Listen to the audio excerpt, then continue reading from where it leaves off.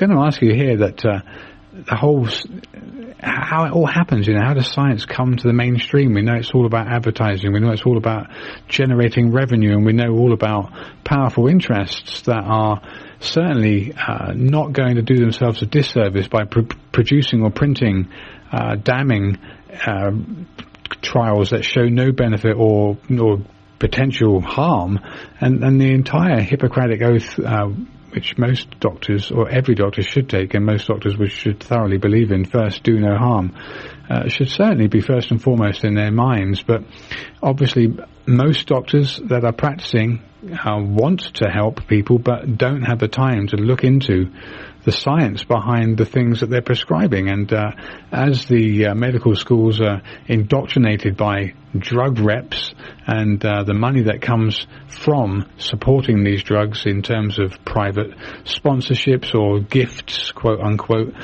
to various professors in medical schools, for example, all of this becomes very easily corrupted. And I wanted to mention the open access movement as being a alternative to this donor-funded publication machine, which I think produces so much negative press, really, in terms of when it's uncovered from drugs that were supposedly designed to help people. Let me just ask first, I think I saw the lights flashing a couple of times, but I don't know if there are anybody else waiting for us. Engineer, do we have any callers? Does the engineer hear me? Okay, the engineer is looking down into space as though he can't hear anything.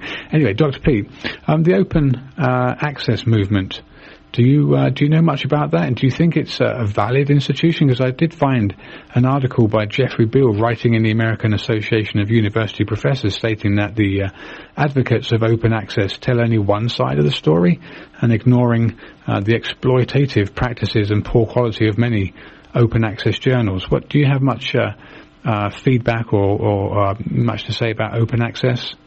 Jeffrey Beall made some good points about the possible corruption of the open access by simply turning it into sort of a personal advertising thing for researchers who aren't doing anything of special value but want to go on record as having publications for their university, for example. Mm-hmm.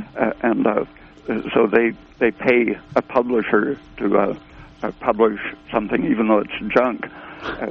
So you open access has its faults. It can be just an expansion of the advertising industry, but even advertising, it isn't required that advertisers lie about their product. Sometimes they might tell the truth. And so open access is susceptible to being used as personal advertising. But if you read critically, you can often find very good stuff in it. The Public Library of Science so far has had a really good record of getting novel information out to the public that would have been censored by the regular old-fashioned journals that are owned or controlled by the industry.